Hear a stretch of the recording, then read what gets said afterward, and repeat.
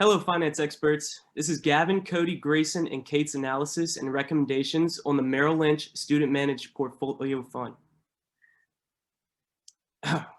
As of January 22nd, 2021, our portfolio currently holds 21 different securities, and 2 of these are risk-free assets. The total valuation of the portfolio from this date is $1.72 million. And right away, one of the first things we noticed was that over 50% of the portfolio is held only in 4 stocks. Those being Home Depot, Johnson & Johnson, Amazon, and Texas Instruments. Now, although all 4 of them are good stocks and have provided great returns throughout the years, by the rule of diversification, we must relocate these funds in order to move over and upwards along the efficient frontier. What do these holdings consist of? All of the 21 securities in this portfolio are large cap companies, meaning that they are valued at over $10 billion, and almost all of them are based out of the US. Since most of the securities we hold are either a part of or compared to the S&P 500 index, we found it appropriate to use that as a benchmark to scale stock performance over the past 5 years. We utilize monthly data from July 29th, 2016 to April 30th, 2021. We found that our current portfolio almost directly mimics the S&P 500. Now, to the naked eye, that may seem optimal, considering the fact that overall throughout the past decade, discounting the sharp drop in the market in 2020 due to the coronavirus pandemic, the S&P has performed well. However, as shown in March, the market can crash at any time, and its recovery period is subject to circumstances out of our control. In a nutshell, the portfolio's high correlation to the market index signals to us that our portfolio could benefit from relocating some of these funds into other than typical equity securities in order to capitalize on new opportunities and diversify our risk by decreasing impact on the portfolio's earnings during volatile and uncertain US market conditions. To begin analyzing the current state of our portfolio, we made an efficient frontier using only the current holdings. In terms of performance, Microsoft had the highest return with the smallest risk, and Viatris performed the worst, actually giving us a negative return over the long run. Exxon also performed poorly, providing negative returns at the 3rd highest risk. And based on our 5-year monthly average, our current holdings have provided an average monthly return of 1.25%. According to the FTS software, by not investing in the new securities and only reweighting the current portfolio, our highest possible return while staying along the efficient frontier would be 3.06% average per month, while its volatility at that rate of return would be 6.91. And the fund allocation would not be well diversified at all. So these are our following recommendations. We think that we need to diversify into new markets and securities of different sizes, industries, and sectors. And we need to address the asset allocation problem in the portfolio in order to generate more returns for less risk. So I know these numbers may seem a little scary, but these are the securities we are deciding to sell. We want to sell 100% of Exxon, 100% of SAP, 100% of Verizon, 100% of Viatris, 50% of Home Depot, 50% of Johnson & Johnson, and 25% of Texas Instruments. I'm going to turn this over to Cody now to give you a brief rundown. Alrighty, y'all. So based on our 5-year average monthly evaluation, Exxon has consistently provided the portfolio with negative returns. So it hasn't declared any dividends to its shareholders since 2019. And according to an article that we found from the NASDAQ website, it is unlikely to recover, and it will likely be overpowered by Chevron within the next few years. So it could even be overpowered by the growing popularity of alternative energy sources as well. So their ratios tell us that they are highly leveraged and are only seeming to keep themselves afloat with a debt capital. And that leads to conclude that their money could be better invested elsewhere. And according to the holdings report, SAP, which is a business software company, only accounts for 0.37% of our portfolio. So this is telling me that we either need to sell it or we need to invest more of this stock to better diversify the portfolio's asset allocation. Its theoretical price of 33.35 per share theoretical price of 33.54 per share signals that the stock could be overvalued, although we don't find any ratio values to be particularly concerning. So its small presence in the portfolio and possible overvaluation inclined us to sell the security in order to invest into better funds. So now we're moving on to Verizon. Verizon only accounts for 0.30% of our portfolio. And this is not enough weight to make any difference in the portfolio's return. And if it does make a difference, it's very slight. So although we do see value in owning a security that operates primarily in the telecommunications sector and not notice anything inherently wrong with Verizon's performance, we believe that its assets will be better in other telecommunications companies. And we will discuss those later as we go into our presentation and other recommendations. Viatris, on the other hand, despite the fact that it provides diversification due to the fact that it is a global stock, it has provided our portfolio with a negative average monthly return of negative 1.47%, with a higher volatility rate than our riskier large cap holdings that brought in most returns like Amazon, Johnson & Johnson, Microsoft, and Home Depot. So Viatris also performed the worst on the efficient frontier, and these facts, in combination with its small portfolio weight of 0.19%, is enough for us to encourage selling the security altogether. So back in 2003, when the students bought Home Depot, they won big for the portfolio. So since its acquisition, the stock has generated nearly $300,000 in returns and has grown so much that it now takes up 18.73% of our portfolio. In order to keep our holdings at optimal weights within the portfolio, we are recommending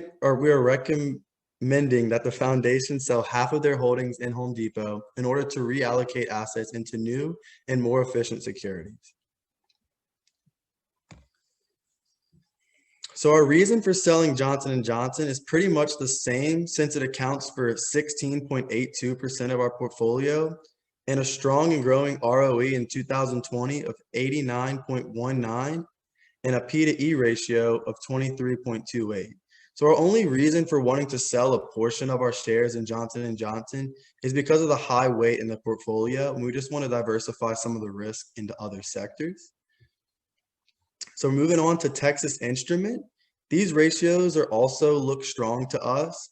So our only reasoning for selling a quarter of our securities is to move more towards an equally weighted, diversified portfolio. So guys, I'm going to direct y'all to Grayson. All right.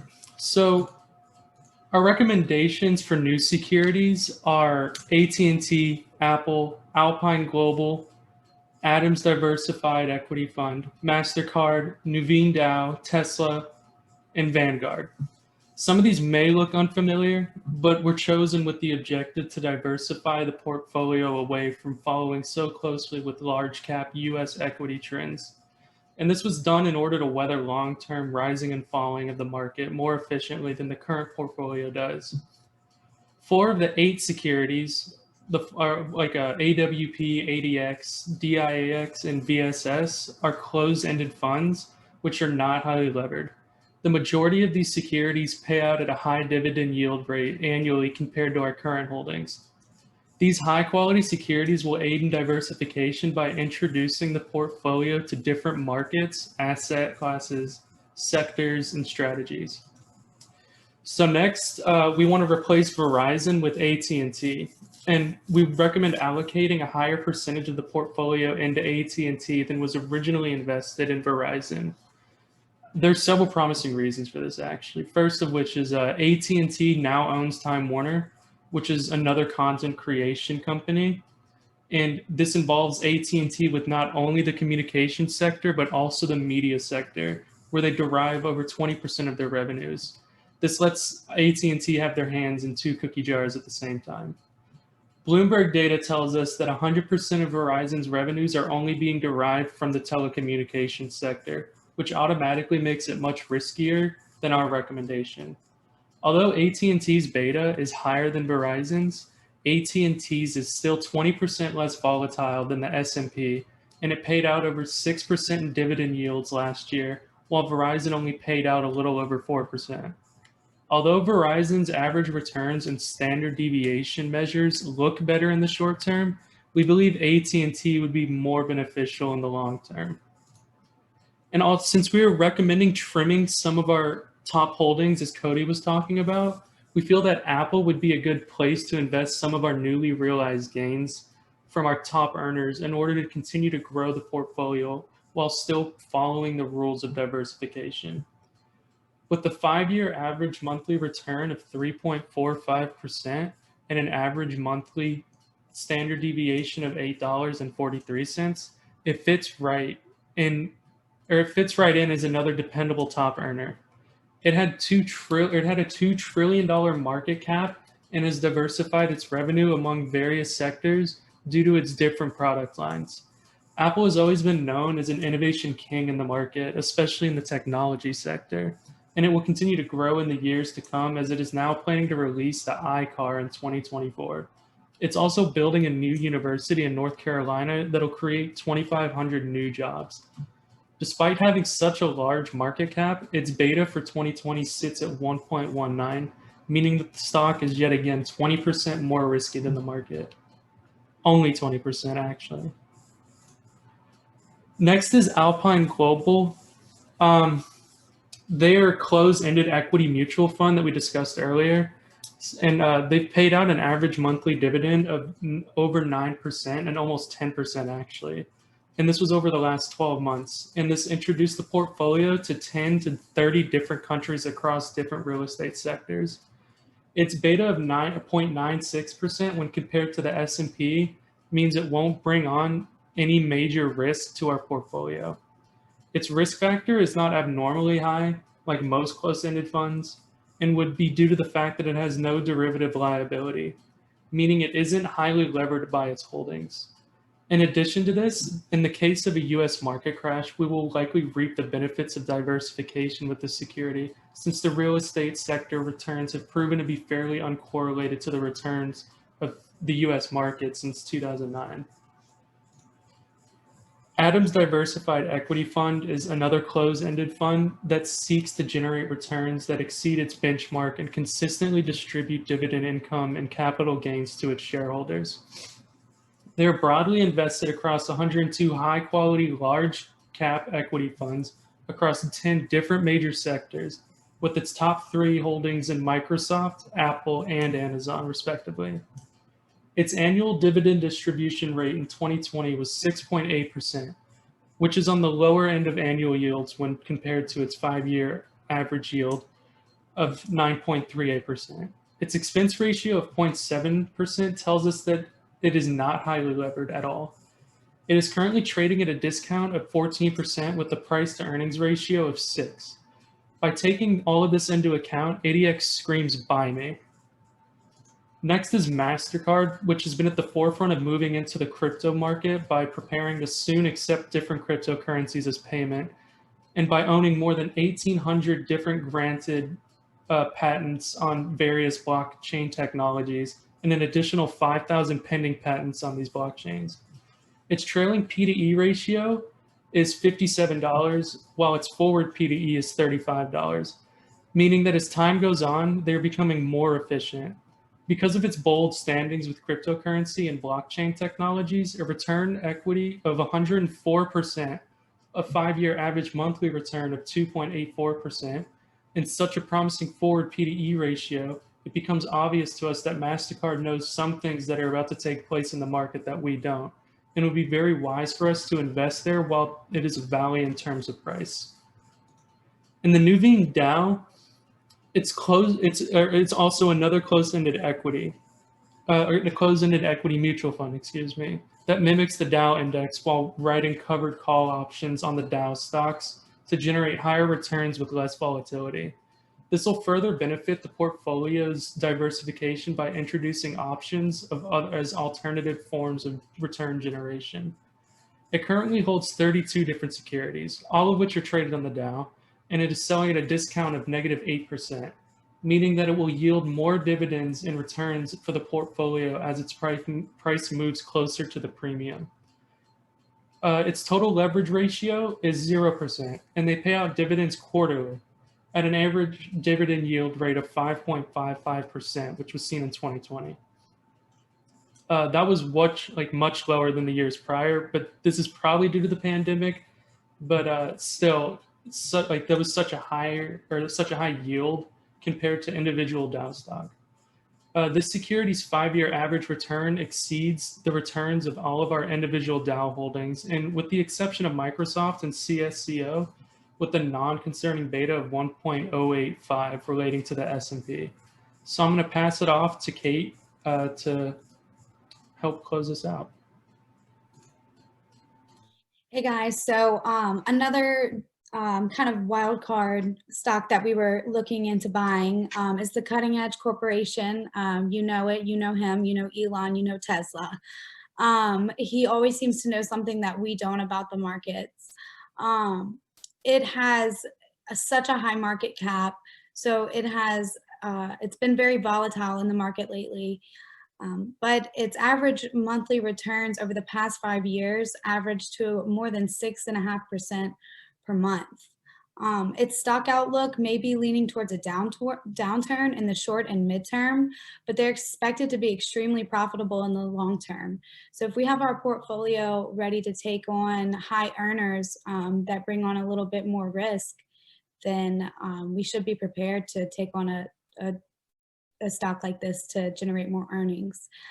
Tesla operates in 2 segments, automotive and energy generation and storage, which will lessen its volatility in the long run because of its multiple revenue streams. It's in multiple sectors. In February of this past year, the company invested $1.5 billion into Bitcoin and plans to accept it as payment for its products in the future.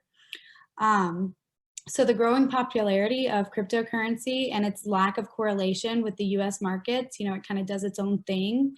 And with the rapid inflation of the US dollar, crypto is becoming more and more popular, and we want to get involved with companies that are involved in the new ways of the world and ways of the markets.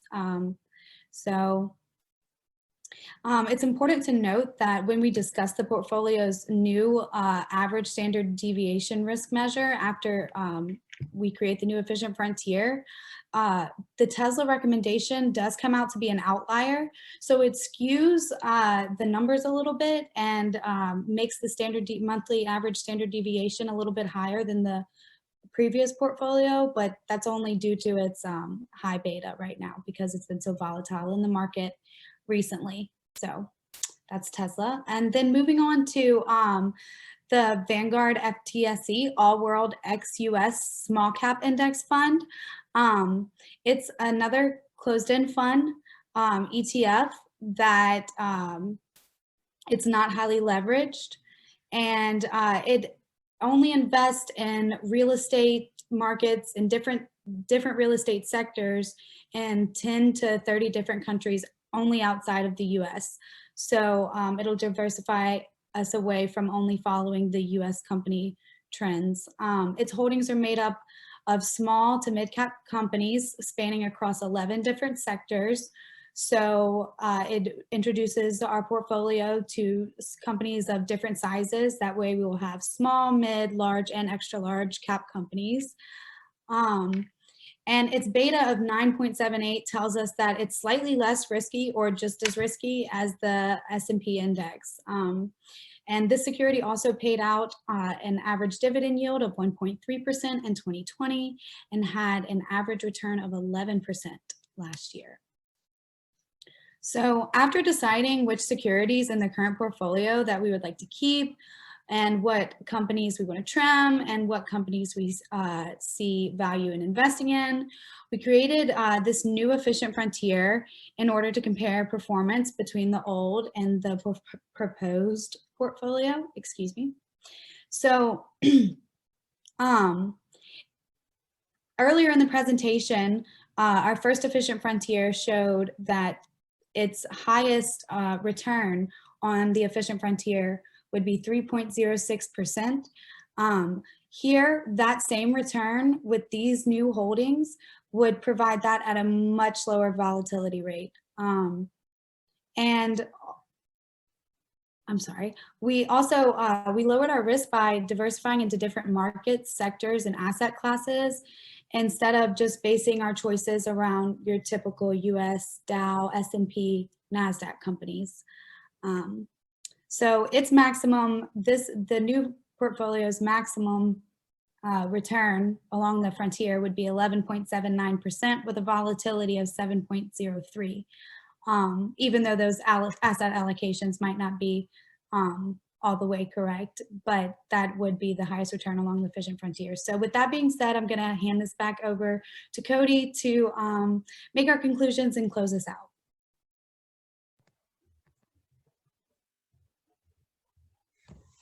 All righty, so these are our new asset allocations.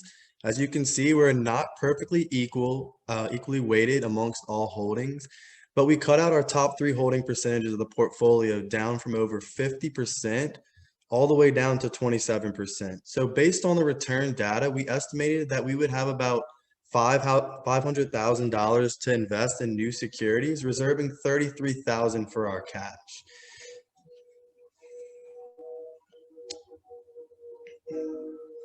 So moving on to our next slide, this slide shows us that the old versus our new average monthly gains, variance, and standard deviations.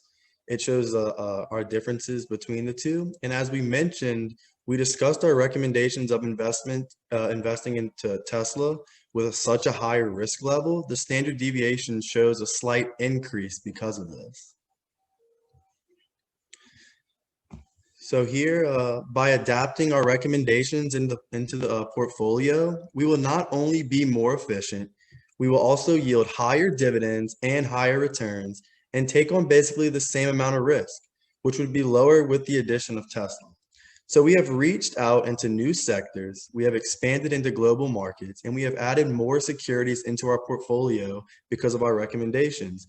And we will still correlate positively with the S&P 500, but we will not follow it as closely as we did before, which will protect the larger proportion of our gains in times in the case of a recession. And we have also reached out into new sectors, expanded into global markets, and we added more securities into our portfolio. Thank you guys for y'all's time, and come invest with us.